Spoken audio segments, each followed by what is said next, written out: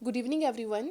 Welcome to my channel. This is Poonam Thakur, and here I am with a new topic that is disaster management.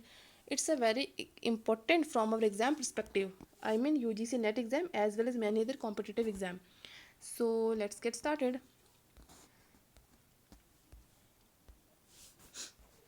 तो this is introduction what is disaster.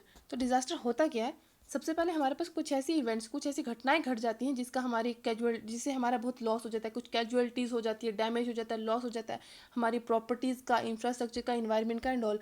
तो ये हमारे पास क्या है, disaster. कुछ ऐसी घटनाएं घट जाती हैं जिससे हमारी प्रॉपर्टी, हमारा इंफ्रास्ट्रक्चर, हमारी डेली लाइफ, हमारा इन्वायरमेंट सभी को इफेक्ट होता है। उसको क्या बोलते हैं, डिज़ास्टर।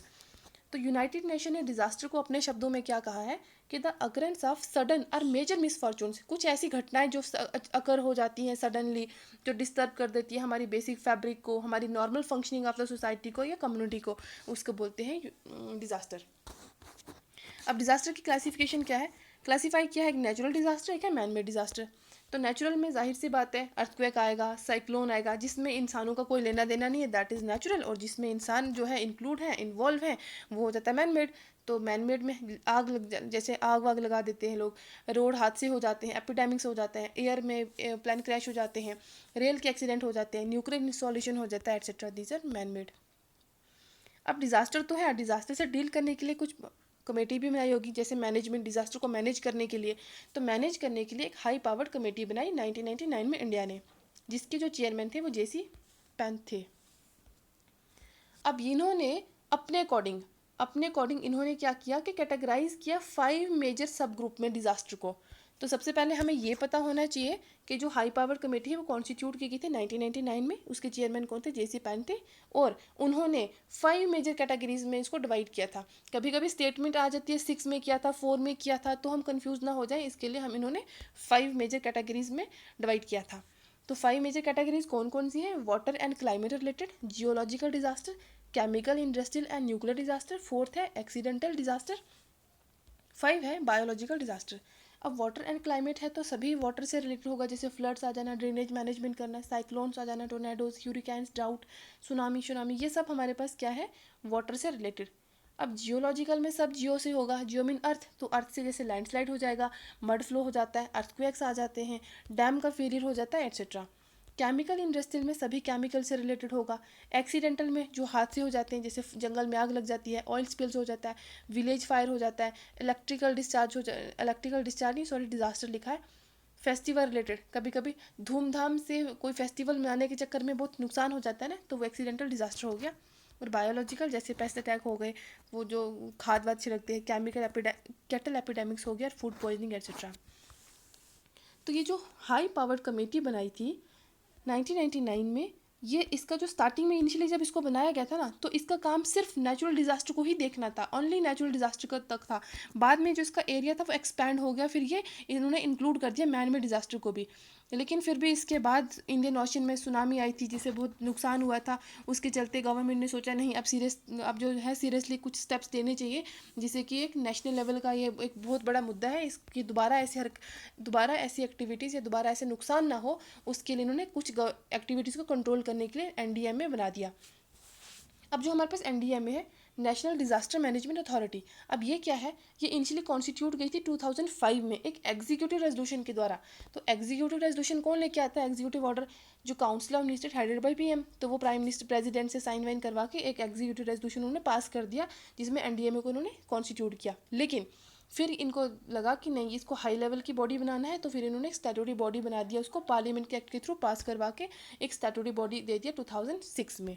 ठीक है, तो ये कॉन्स्टिट्यूट स्टार्टिंग में कब हुआ, 2005 में। फिर जो वो पार्लियामेंट से इसका जो पूरा एक्ट बना, तो वो 2006 में बना।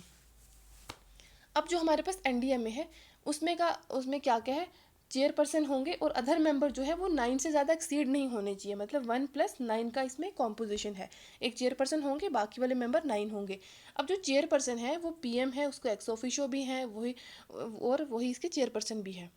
अब वाइस चेयरपर्सन यहाँ पे कौन है, cabinet minister, rank of cabinet minister जो है वो होंगे इसके वाइस चेयरपर्सन। फिर आता है हमारे पास एनडीएमए, अपेक्स बॉडी है जिसके अंडर पूरा क्या आता है, डिजास्टर मैनेजमेंट, सभी डिजास्टर से रिलेटेड जो है वो एनडीएमए में आता है, तो एनडीएमए हमारे पास अपेक्स बॉडी हो जाएगी। एनडीएमए का विज़न क्या है? विज़न ये है, ये जो स्टेटमेंट है ना, ये 2020 एनटीए एग्ज़ाम में आई हुई थी, पूरी कम डिक्टो स्टेटमेंट आई हुई थी। तो इसका जो विज़न है वो क्या है? इन्होंने बिल्ड करना है एक सेफ़र, एक डिज़ास्टर रिजिलियंट इंडिया को बिल्ड करना है एक होलिस्टिक अप्रोच के साथ, जिसमें प्रोएक्टिव टेक्नोलॉजी को यूज़ करके सस्टेन किया जा सके, एक स्ट्रैटेजीज, ऐसी स्ट्रैटेजीज ला सके जिसमें सभी स्टेक होल्डर को इन्वॉल्व करना है, ताकि हम अपने इंडिया को प्रिवेंट कर सकें, प्रिपेयर कर सकें, मिटिगेट कर सकें। तो इन्होंने बोला टेक्नोलॉजी की हेल्प से हमने क्या करना है कि ऐसे एरियाज़ को फाइंड आउट करना है जहाँ पे डिजास्टर आ सकता है, साइक्लोन आ सकता है, अर्थक्वेक आ सकता है, ताकि हम वहाँ पे कम से कम कैजुअलिटीज़ हो सके, उसको हम, उसके लिए उन्होंने, उनका जो है कि विज़न है। अब 2005 में जो ये अथॉरिटी आई थी, उसका मतलब ये नहीं था कि ओनली एनडीएमए आएगा, उसमें एसडीएमए था स्टेट लेवल के लिए, और डीएमए था, DDMA district disaster management authority था डिस्ट्रिक्ट लेवल के लिए। अब स्टेट वाले में क्या है, चेयरपर्सन होंगे वही जो सीएम होंगे, वही एक्स ऑफिशियो भी होंगे, और अदर मेंबर जो है वो एक्सीड नहीं होने चाहिए 8 से, तो 1+8, 8 से ज़्यादा नहीं होने चाहिए, मैक्सिमम लिमिट 8 है, बाकी कम तो जितनी मर्जी अपने अकॉर्डिंग है। फिर था मेरे पास डीडीएमए। तो डीडीएमए क्या है? District disaster management authority. इसके जो चेयरपर्सन या एक्स ऑफिशियो कौन होंगे? वहाँ के कलेक्टर होंगे, डीएम होंगे, डीसी, जो भी अपने अपने डिस्ट्रिक्ट का होता है वैसा वाला, तो वही होंगे। फिर आता है हमारे पास इलेक्टेड रिप्रेजेंटेटिव जो होंगे लोकल अथॉरिटी के, वो हमारे पास कौन होंगे? एक्स ऑफिशियो को चेयरपर्सन होंगे डीडीएमए की। इसका कॉम्पोजिशन 1+7 है। सबसे बड़ा हमारे पास एनडीएमए नेशनल वाला तो 1+9, उससे छोटा स्टेट वाला तो 1+8, और डीडीएमए 1+7। तो हमारे पास ये इसका कुछ कॉम्पोजिशन है। ये मिनिस्ट्री ऑफ होम अफेयर के अंडर आता है DDMA. NDMA ministry of home affair के अंडर आता है। फिर हमारे पास कुछ नोडल मिनिस्ट्रीज देखते हैं डिफरेंट डिजास्टर के लिए। नोडल मिनिस्ट्री कौन कौन सी है?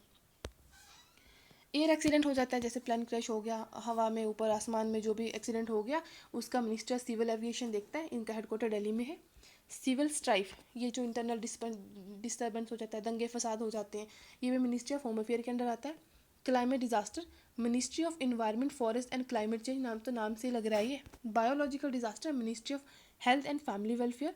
Cyclone, tornado, tsunami, landslide, avalanches, earthquake, floods, ये सब किस में आ जाता है? मिनिस्ट्री ऑफ होम अफेयर में। फॉरेस्ट फायर, फॉरेस्ट फायर है, जंगल से रिलेटेड है, तो जंगल वाली मिनिस्ट्री आएगी, मतलब ministry of environment forest and climate change. Oil spills किस में आ जाएगा? मिनिस्ट्री ऑफ डिफेंस में आ जाएगा, इंडियन कोस्टल कोड। तो हमारे पास ये सारी चीज़ें आ जाती है, ये कुछ मिनिस्ट्रीज़ हैं पर्टिकुलर। इन सब का हेडक्वार्टर दिल्ली में है। अब इनके जो फंक्शंस हैं वो इतने इजी हैं, इजी मतलब कि उसको समझाने लायक कुछ है नहीं या पढ़ाने लायक नहीं है, तो इसलिए मैं उसको यहाँ पे लिखा नहीं है, टाइम ज़्यादा हो जाएगा वीडियो में। उनका क्या काम होगा? अब इतनी सारी बनी है तो इन्होंने देखना है, एरिया फाइंड आउट करना है, जैसे बारिश वारिश आने वाली होगी तो उन्होंने देखना है कहाँ पे फ्लड आने वाला है, कहाँ पे एरिया को प्रिवेंट किया जा सकता है, कैसे टेक्नोलॉजी का यूज़ करके अर्थक्वेक का पता किया जा सकता है, कौन से साइक्लोन्स आने वाले हैं उन सभी का पता किया जा सकता है, ताकि अवेयरनेस फैलाई जाए, वो सारे काम है इनके। तो फिर हमारे पास कुछ प्री डिजास्टर एक्टिविटीज़ आती हैं। प्री डिजास्टर, डिजास्टर आने से पहले हम लोगों को क्या क्या करना है? सबसे पहले हमने प्रिवेंट होना है, प्रिवेंशन करना है, रोकथाम करना है। रोकथाम करने के लिए क्या करेंगे? रोकथाम करने के लिए हम वो करेंगे, प्लांट्स को ट्रीज़ को प्लांट करेंगे, कुछ प्लांटिंग करेंगे, उसके बाद प्रिवेंट करेंगे लैंडस्लाइड ना हो, डैम का फेलियर ना हो, डैम कंट्रोल करेंगे। तो ये सारी चीज़ें हमारे पास प्रिवेंशन में आती है। मिटिगेट करना, मिटिगेट करना मतलब रिड्यूस करना, मिनिमाइज करना, कम से कम असर हो डिजास्टर का। अब डिजास्टर अर्थक्वेक आने वाला है, अर्थक्वेक आएगा तो हम अर्थक्वेक को रोक तो नहीं पाएंगे ना, बट हम क्या कर सकते हैं कि हम उसको मिटिगेट कर सकते हैं। वहाँ के जो एरिया हम उसको खाली करवा सकते हैं, बहुत सारी चीज़ों को इधर उधर शिफ्ट करवा सकते हैं, ताकि कम से कम जो हमारे पास कैजुअलिटीज़ हो। प्रिपेयरनेस, प्रिपेयरनेस में क्या होगा कि अब आने कोई साइक्लोन आने वाला है जिस एरिया में, या अर्थक्वेक ही मान के चलो वो आने वाला है, तो हम उसके लिए क्या करेंगे? इमरजेंसी ड्रिल्स बुलाएंगे, प्री स्टॉकिंग, कुछ स्टॉक इकट्ठा करेंगे, प्रिपेयरनेस उसकी तैयारी करेंगे कि हाँ भाई अब आने वाला है तो हमें कुछ अपने बंदोबस्त भी तो करना है, तो वो सारी चीज़ें करनी है हमने प्रिपेयरनेस में। तो ये हमारे पास आ जाता है प्री एक्टिविटीज़। अब पोस्ट में क्या हो जाएगा? मान लो हो गया, कोई डिजास्टर हो गया, कोई घटना घट गई है, तो हमारे पास रिस्पॉन्स होगा। रिस्पॉन्स में क्या होगा? जैसे कम्युनिटी हो गई, कम्युनिटी के लोग होंगे, लोकल गवर्नमेंट के लोग होंगे, जो अपने एरिया में पर्टिकुलर किसी एरिया में आया होगा, जैसे भी कुछ डिजास्टर घटना घटी होगी, तो पहले लोकल लोग ही वहाँ की हेल्प करेंगे ना, तो उसके बाद ही बाकी आसपास की जो है वो उनको हेल्प मिलेगी। तो रिस्पॉन्स में सबसे पहले हमने क्या करना है कि फायर फाइटर होंगे, जैसे आग वाग लगने वाली कुछ भी हो सकता है, घटना कर सकती है, तो फायर फाइटर को रेडी रखेंगे, पुलिस को रेडी रखेंगे, हेल्थ केयर एम्बुलेंस हमारे पास रेडी होनी चाहिए, डॉक्टर हमारे पास एट अ टाइम प्रेजेंट होने चाहिए। तो ये हमारे पास रिस्पॉन्स टीम होगी। फिर रिकवरी होगी। रिकवरी में क्या होगा? जैसे डिस्ट्रॉय बिल्डिंग होगी, प्रॉपर्टी, किसी के प्रॉपर्टी का नुकसान हो गया, किसी का एम्प्लॉयमेंट, तो वो सारे रिपेयर करेंगे, सारी जो एसेंशियल सर्विस है उनको रिकवर करेंगे। अब जो रिकवरी है वो भी हमारे पास 2 टाइप की है, ये भी फर्दर सेग्रीगेट हुई है। एक हुई है रिहैबिलिटेशन, एक है रिकंस्ट्रक्शन। तो रिहैबिलिटेशन क्या है, नाम से ही लग रहा है रिहैबिलेट करना, एक टेम्परेरी पीरियड के लिए कुछ यूटिलिटीज़ प्रोवाइड करना, जैसे फूड, शेल्टर, क्लोथिंग, ये सारी चीज़ें प्रोवाइड करनी है। और रिकंस्ट्रक्शन में क्या हो जाएगा, हाउसेस दोबारा बिल्ड करने हैं, जिससे किसी का घर बिल्कुल ही टूट फूट गया होगा, डिस्ट्रॉय हो गया होगा, मतलब उसको कुछ प्रोवाइड करना है ना, कुछ इम्यूनिटीज़, ताकि वो रह सके। तो वैसे ही उनको रिकंस्ट्रक्ट करवाना है। रोड वोड जो है, सड़कें उखड़ गई होंगी, सड़कें ख़राब हो गई होंगी, टूट फूट गई होंगी, तो उनको फिर से मरम्मत करवानी है। इलेक्ट्रिसिटी लाइन्स जो है वो टूट गई होंगी, तो ये सारी चीज़ें क्या करना है, रिकंस्ट्रक्ट करना है। ठीक है। अभी इस बार भी 21 के एग्ज़ाम में, यूजीसी नेट 21 के एग्ज़ाम में एक क्वेश्चन आया हुआ था। उस क्वेश्चन में कुछ चीज़ें थी प्रिवेंशन वाली, कि प्री डिज़ास्टर एक्टिविटीज़ में क्या क्या चीज़ें करनी है, उसमें एक एलिमिनेट करने के लिए था पोस्ट डिज़ास्टर वाला। तो यह है, तो ये बिल्कुल ईजी टॉपिक, बट यहाँ से 1 या 2 क्वेश्चन आते हैं एग्जाम में। या तो कभी इनके मिनिस्ट्री पूछ दी जाती है, जैसे ये मिनिस्ट्री था, कौन सी मिनिस्ट्री किसके अंडर फॉल करती है, इनका हेडक्वार्टर कहाँ पर है, एक्सेट्रा। फिर कुछ साइक्लोन्स आए थे हमारे पास। साइक्लोन्स, अभी एक आसानी साइक्लोन आया है 2022 में, अभी अभी प्रेजेंटली कुछ दिनों पहले ही आया है।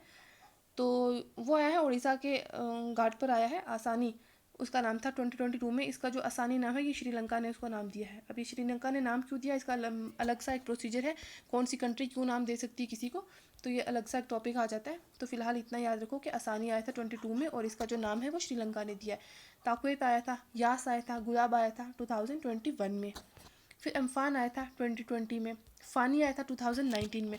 ये कुछ साइक्लोन्स की लिस्ट है, और आप लोग भी 15 तक के एटलीस्ट जो साइक्लोन आए थे, कौन कौन सी एरिया में आए थे, कौन कौन सी एरिया को हिट किया था, वो एक बार अपने पास लिस्ट रख लेना, क्योंकि वो यूजीसी नेट पेपर 1 में जो इन्वायरमेंट वाला पोर्शन है वहाँ के लिए भी इंपॉर्टेंट है, एज वेल एज पेपर 2 के लिए भी इंपॉर्टेंट है, पब्लिक एडमिनिस्ट्रेशन के लिए। सो आई होप आपको वीडियो पसंद आई होगी। पसंद आई है तो लाइक, शेयर और सब्सक्राइब जरूर कीजिए। Thank you.